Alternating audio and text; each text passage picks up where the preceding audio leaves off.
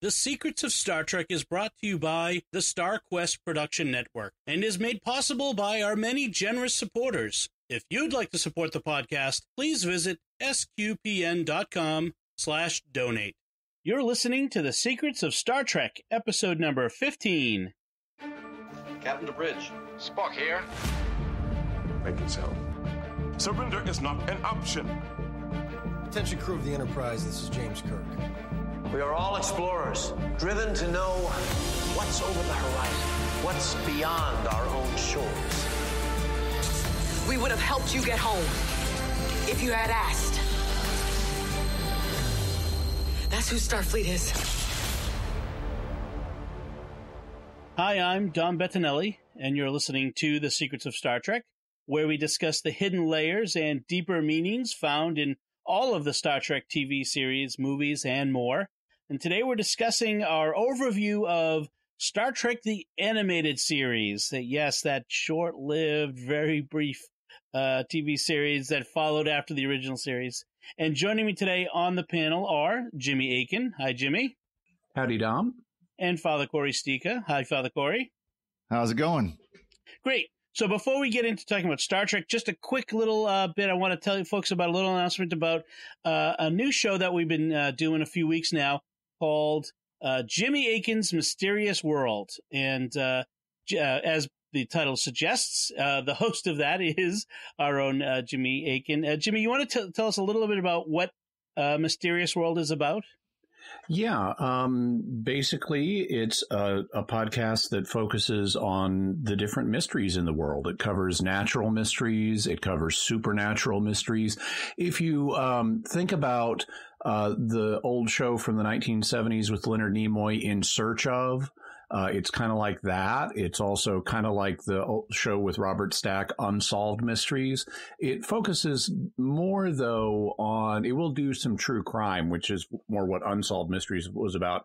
But this one focuses more on other types of mysteries. They may be scientific, they may be paranormal.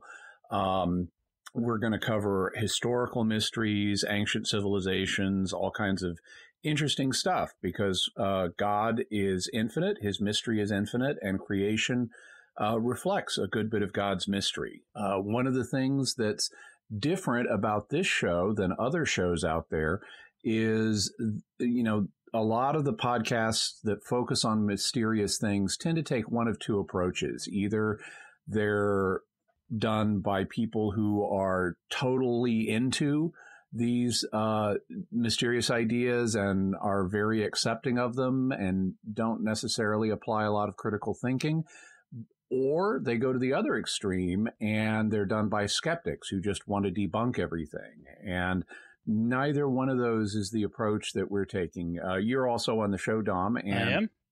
And what we're trying to do is take an open-minded, but nevertheless, an open-minded approach to these things, but nevertheless apply critical thinking skills. And we look at them, we look at the different mysteries, both from the perspective of faith and the perspective of reason. And in August, for example, on the show, we looked at ghosts and transhumanism, which is kind of an effort to replace humanity with the Borg, believe it or not, something like that.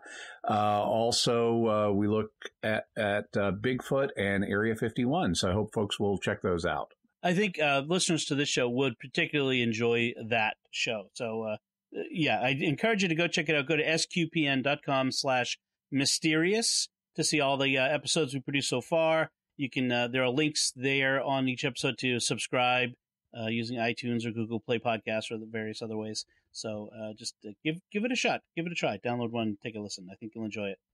All right. So back to our topic today, where just to kind of give people that refresher overview, we're restarting Secrets of Star Trek. We started that a couple weeks ago, and we talked about us just as being Trek fans, how we became Trek fans.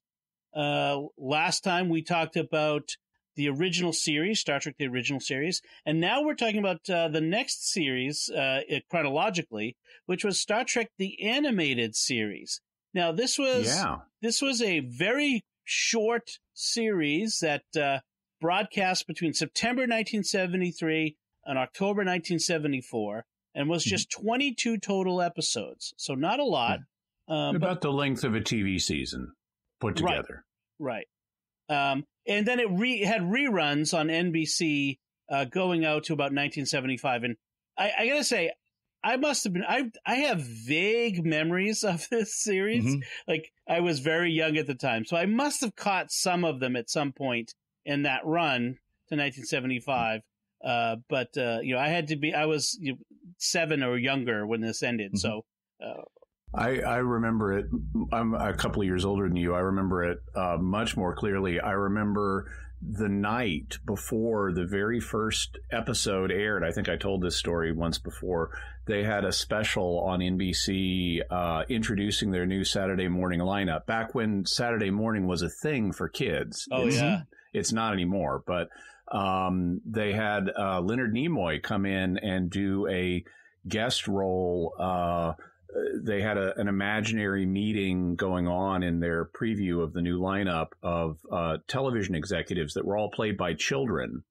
And Leonard Nimoy was the only adult present, and he played an executive named Mr. Wister, whose sister had a blister, and everyone was asking about that. And then they showed the first episode, Beyond the Farthest Star, and it was awesome. And Star Trek was finally back on the air after all these years of being off the air, and it was great.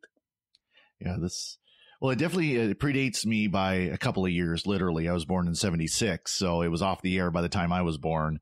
Yeah. I do recall running into it once in a while. I know it went into syndication years later, and would show up once in a while. So I do recall catching an episode or two once, but it is kind of the forgotten series in many ways. Yeah. And for a while, Gene Roddenberry apparently downplayed it and didn't want to consider it canon, but it's gradually worked its way back into the canon. And these days, StarTrek.com lists it as canon, and a lot of references to it have been incorporated into other Star Trek shows. So it's de facto canon again. Yeah.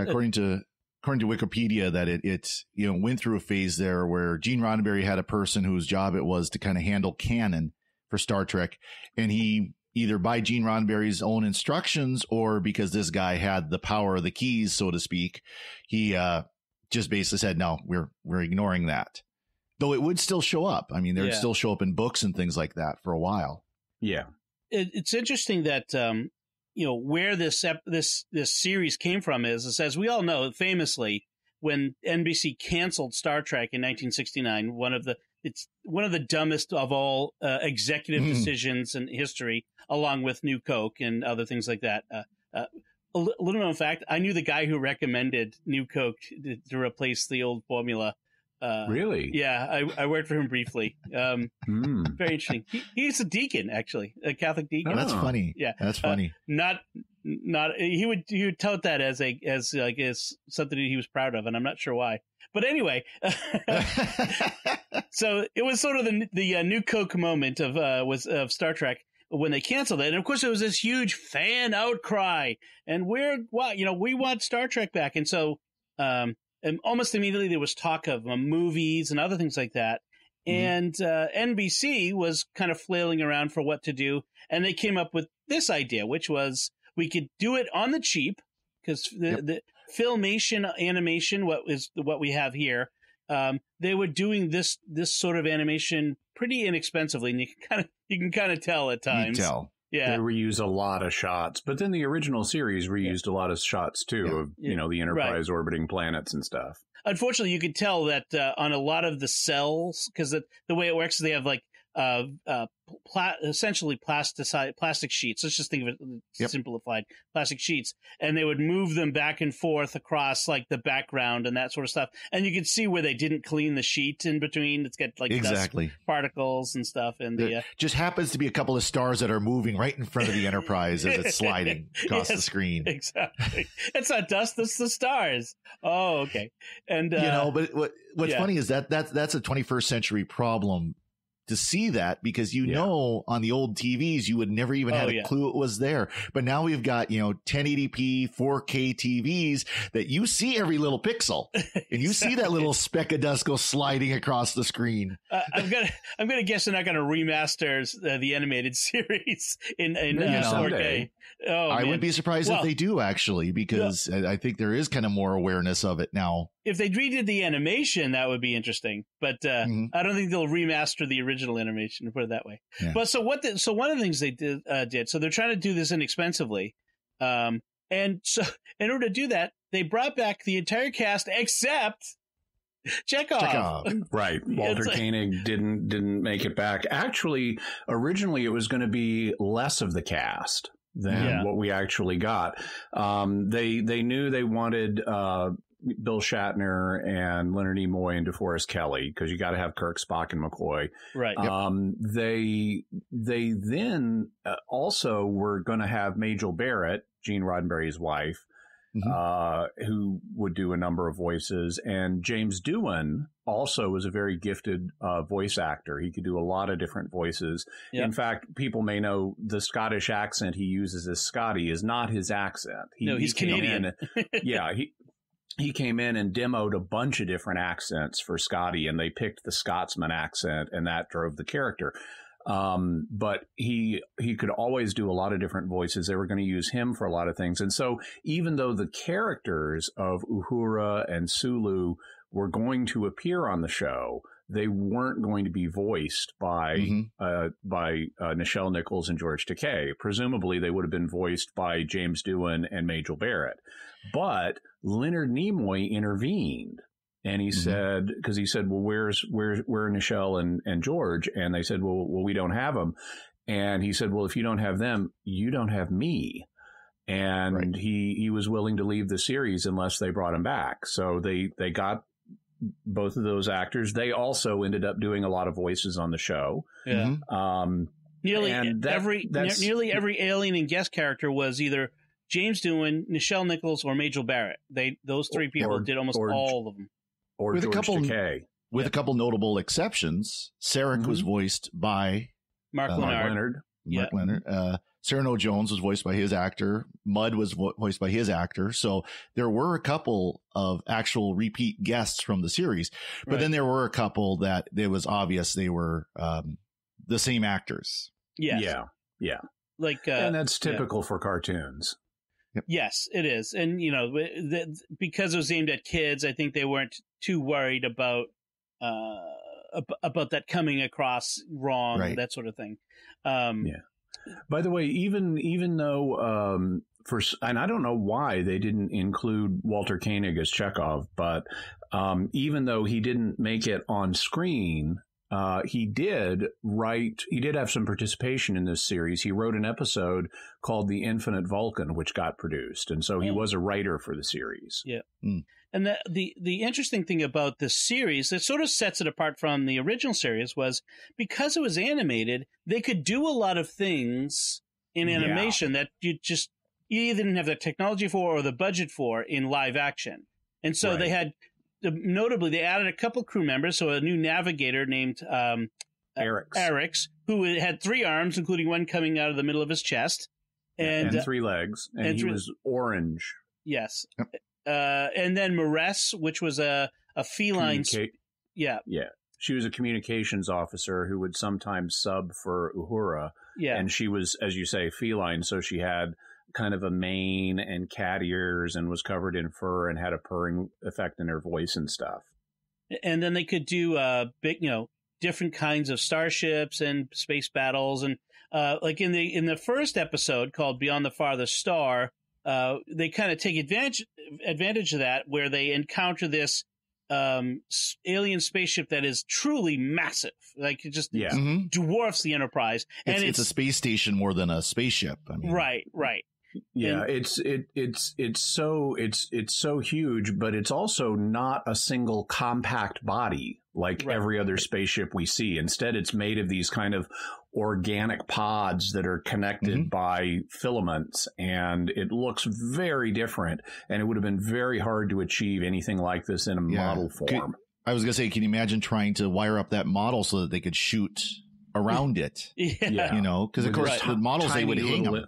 Yeah, with this tiny little Enterprise going around it. Right. Exactly. Right. And that was the nice thing with this. And there was the behind the scenes, there were some notable people too. I mean, they didn't skimp out on the quality of the storytelling. I mean, because they continued to have people like Larry Niven, DC Fontana, David Gerrold, all continued to write episodes.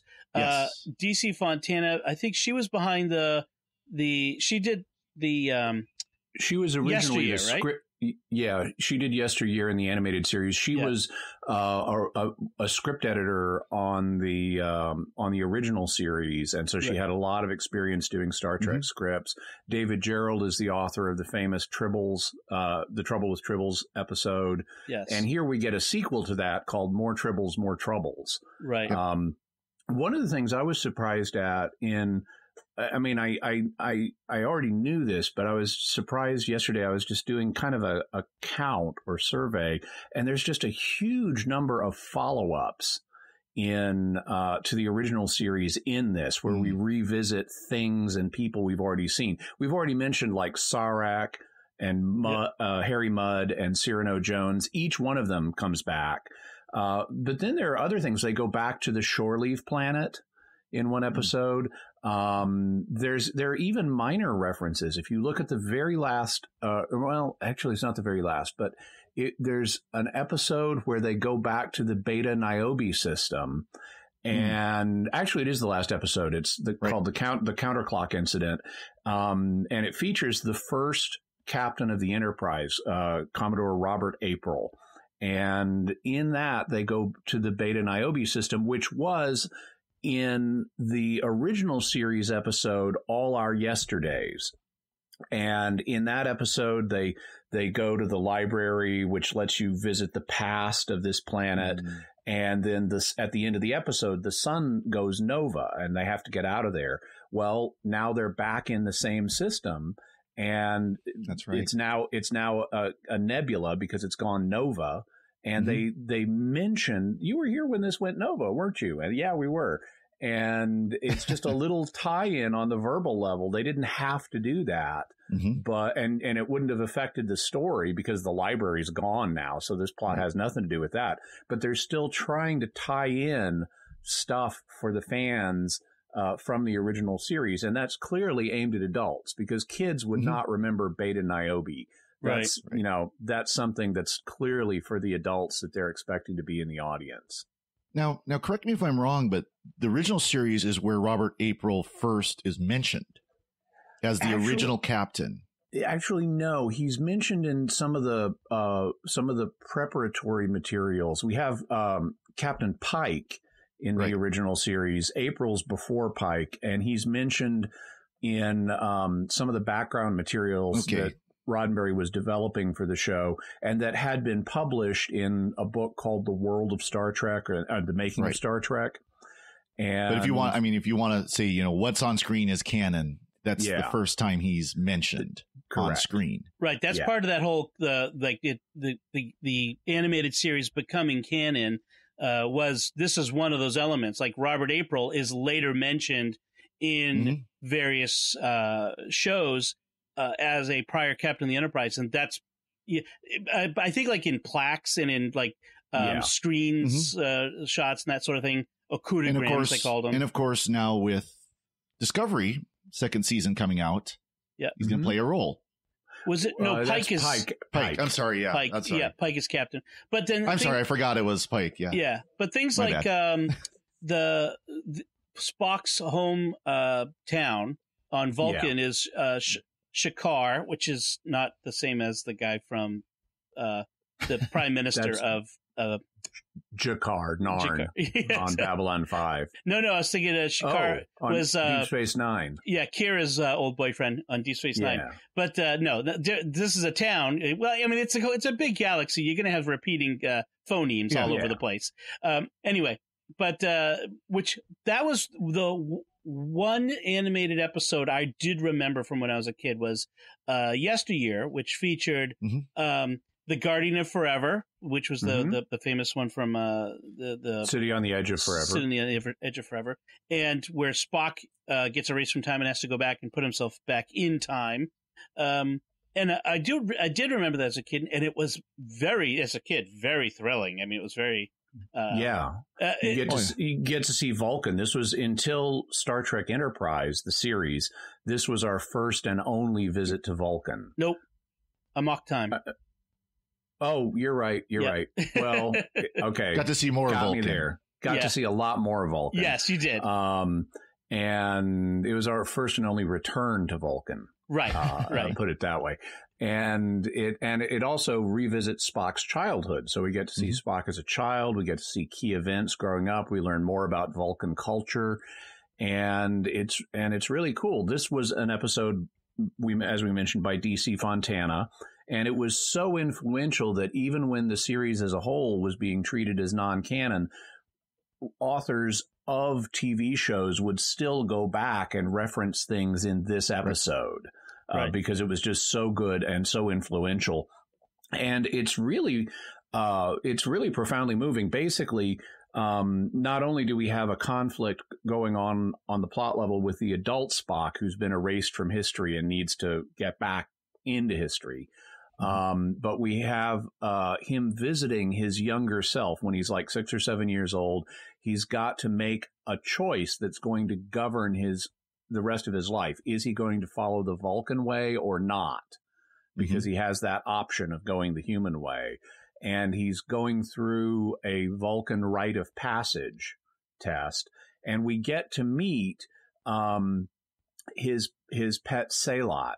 You may remember from the episode that originally introduced Spock's parents, Journey to Babel, which was also by DC Fontana. She had a line where Spock's mother, Amanda, was talking to Dr. McCoy about Spock's pet teddy bear on Vulcan, and Spock explained that on Vulcan, teddy bears are huge and have 6-inch long fangs, and so we get to meet that creature. He had a Salat, kind of a bear-like creature named Ichaya, and one of the things that happens in this episode that is very moving is at the end of the episode, because of the decisions that the young Spock has made, in kind of going off on his own for this rite of passage test, Ichaya defended him against a venomous kind of Vulcan dragon creature and ended up getting a fatal dose of the poison. And they get a doctor in there to try to heal Ichaya, and he says, I can't do it, but what I can do is put your pet to sleep. And this is like something that almost every kid has had to face at one time or another. Do you put the animal out of its suffering or not? And Spock makes the choice on children's television to have his pet euthanized. And it's a very affecting and moving moment. Well, not just you get that, but you also get the adult Spock when the child is off. Well, as the child is off getting the healer, the adult Spock, you can tell the affection that he still has for his pet. You know, I'm sorry, my friend, you were not supposed to be involved in this, you know, and you can see the emotion there. Yeah. And that's what's so interesting just in the few episodes. And unfortunately, I don't think either Dom or I got through the entire series, but we watched quite a few good selection from Jimmy, and we'll talk about that probably. Oh, we will in the future, by the way. Yes. Yeah, we will. But for an animated series, for, you know, a 20-minute roughly episode series, there's a lot of depth to this from the episodes that we watched. This wasn't, you know, of course, you mentioned Filmation. I grew up watching He-Man and the Masters of the Universe, you know, another Filmation program. There's not a lot of depth there. No. This did. Yeah. Yeah, they were really consciously trying to make this as a legitimate sequel to Star Trek at the time. They said, the writers said, you know, we want to make this, we want these scripts to be of the quality that they would have worked if we did them in the live action series. You know, we want them on that level. And it's interesting that they're able to do so much with just 20 minutes. One of the reasons that they're able to do so much with just 20 minutes is because this is for Saturday morning television, and so we don't have Kirk hopping into bed with every alien woman he meets. Right. So there are just like none of the Kirk romances, and that lets them focus on the main plot. That saves like 20 minutes every episode.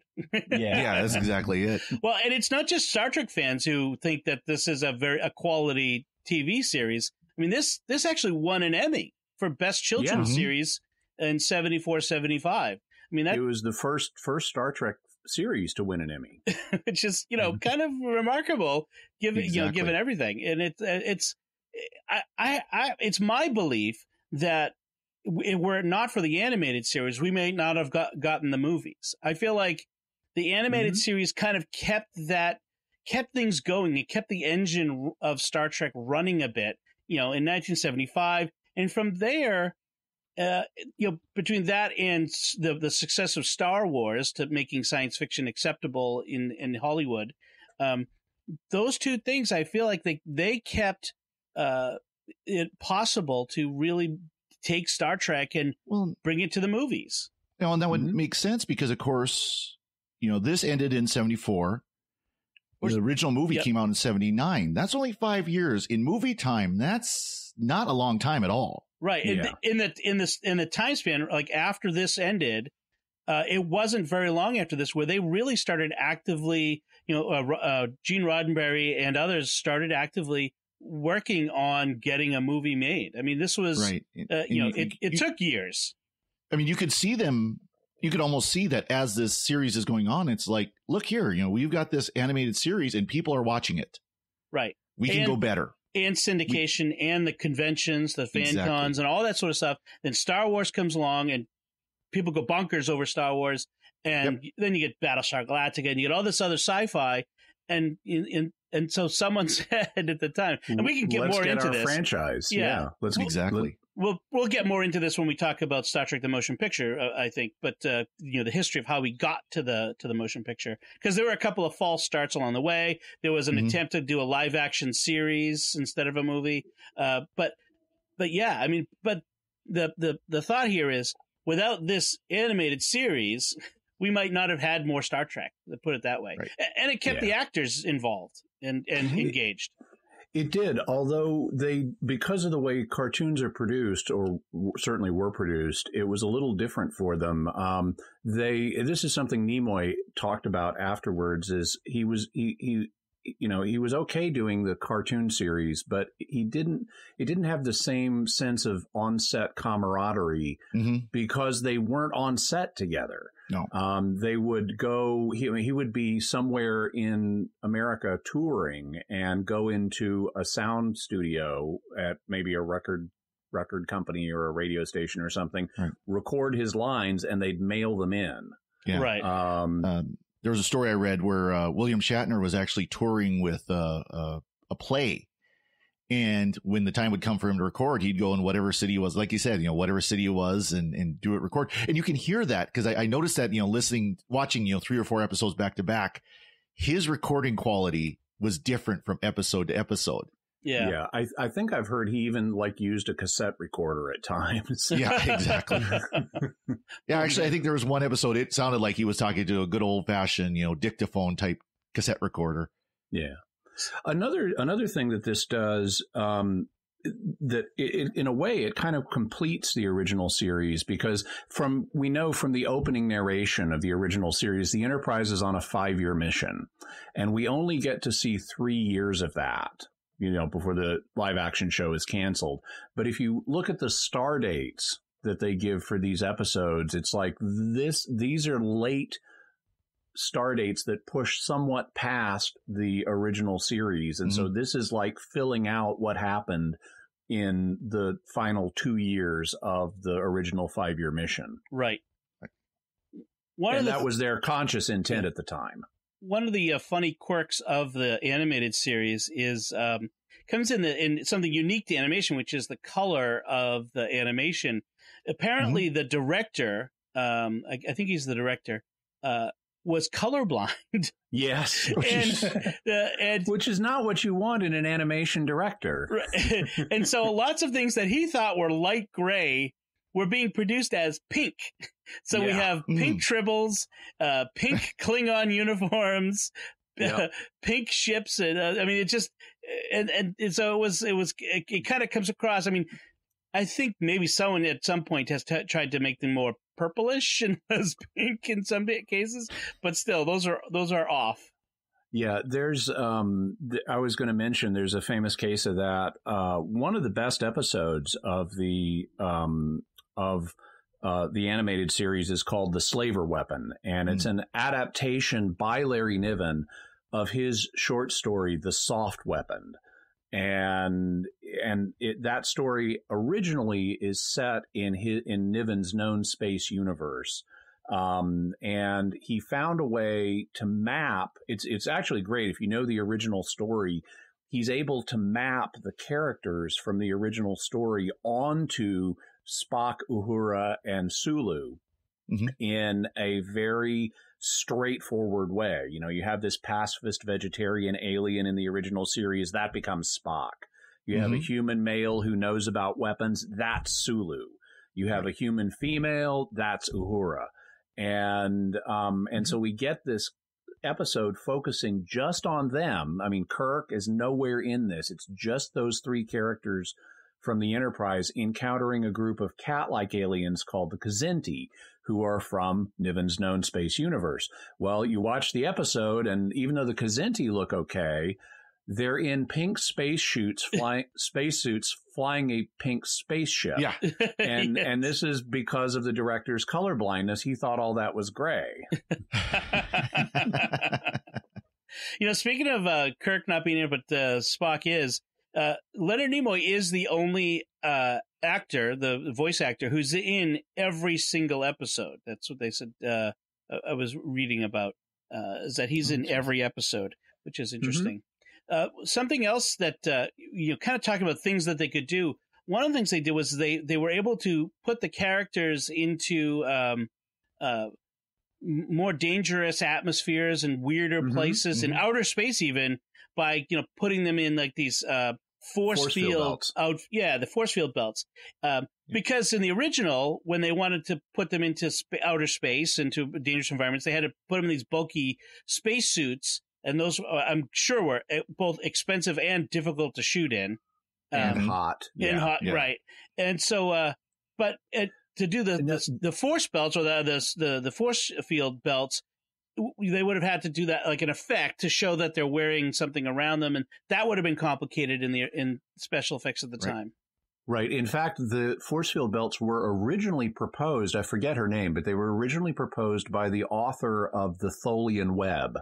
Because her idea was to do a ghost story in space where you have, originally it was going to be Mr. Spock, but he had been in danger in a recent episode, so they switched it to Kirk, where you have this officer fading in and out in a ghostly fashion, and she was going to have him in a force field belt, but they were afraid about how that special effect would work. They were afraid, well, if we establish force field belts now, we're going to have to use them in the future. And it's going to create plot complications for us in the future. So let's stick with a spacesuit, which she thought kind of diminished the whole ghostly haunting effect that you would have had without the spacesuit. And her name was Judy Burns. Yeah.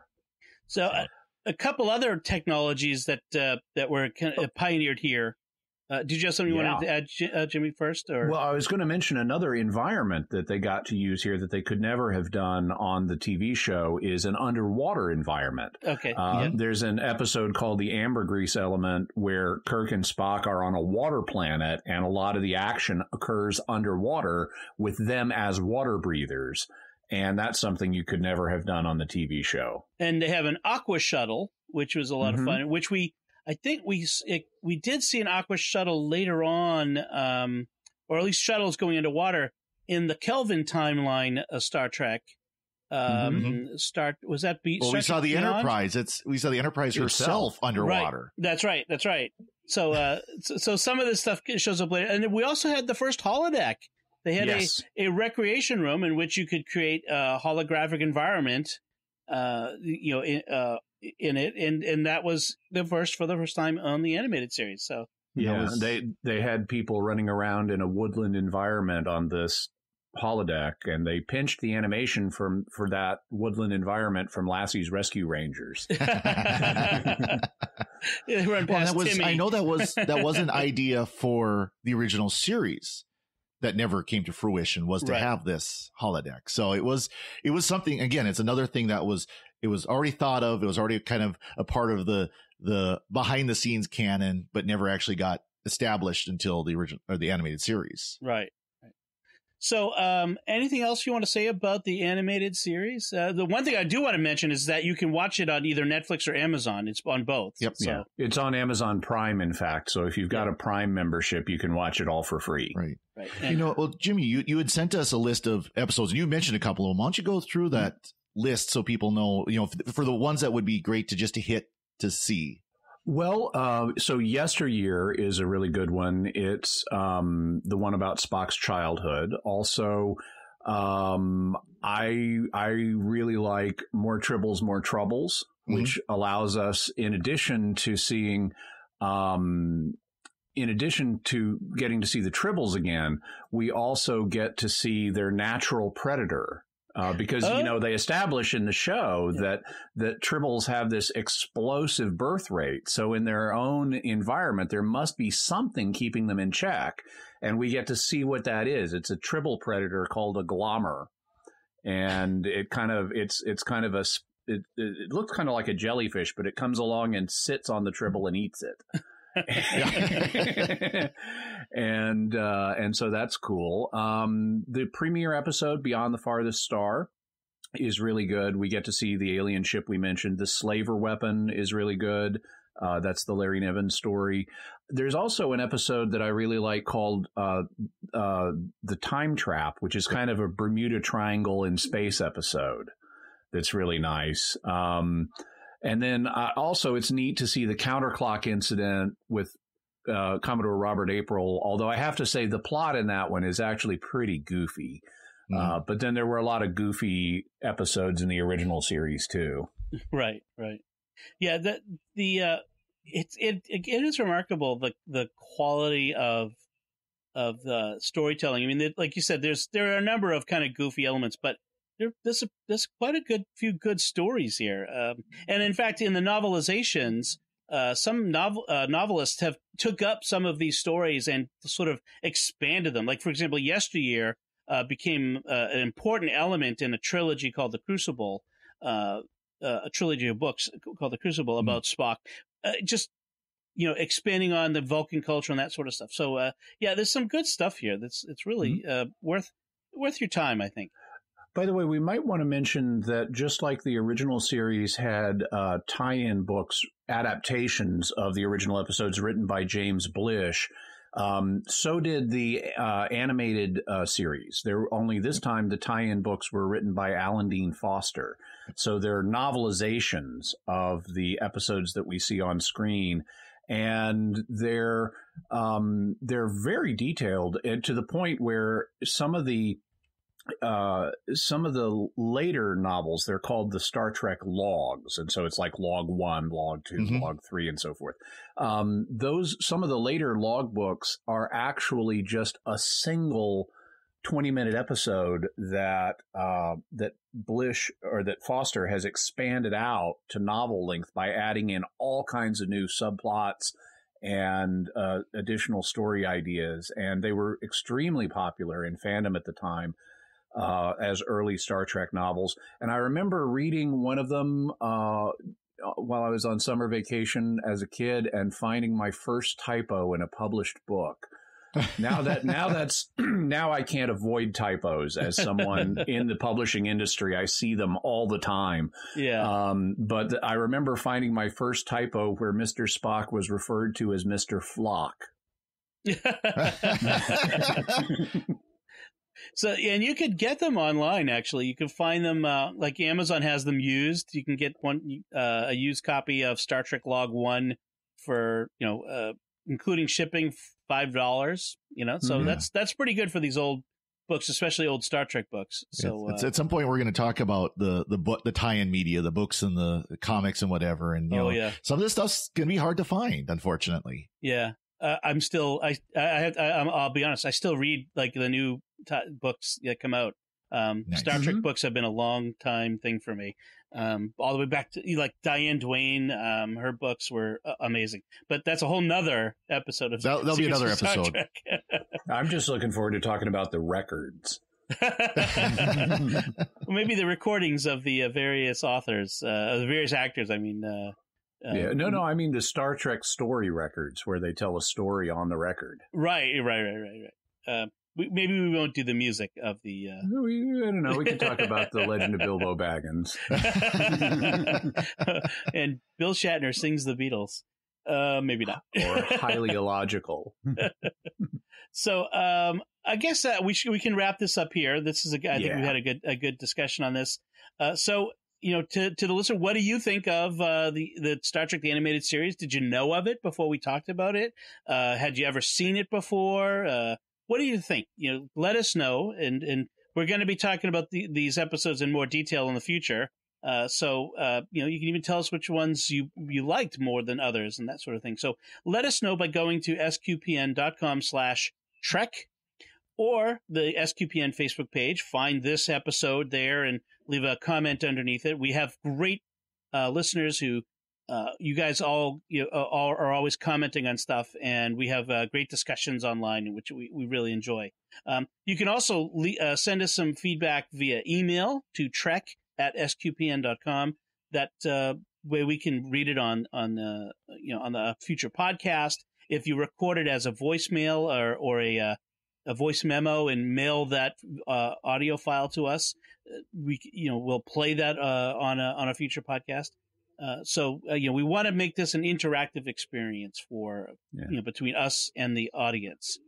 And don't forget to like, comment, subscribe, and especially share this with other people so more people can learn about the podcast and it can do more good for more folks. Yes, please do. And if you can go to iTunes and write a review and give us a 5-star review, please, that activates the Apple algorithm that says, hey, people are paying attention to this, and we should show this to more people when they search for stuff related to Star Trek, because there's a lot of Star Trek podcasts out there, and we'd like to kind of get ours out there and let some folks know that we're here. So that said, you can find links to our personal social media and websites on our show notes at sqpn.com, and we'll be back next time when we'll be discussing Star Trek The Next Generation. We'll be giving our overview of that. Until then, Father Cory Sticha, thank you for joining me and sharing the secrets of Star Trek. Yeah, glad to be here, and thanks, Dom.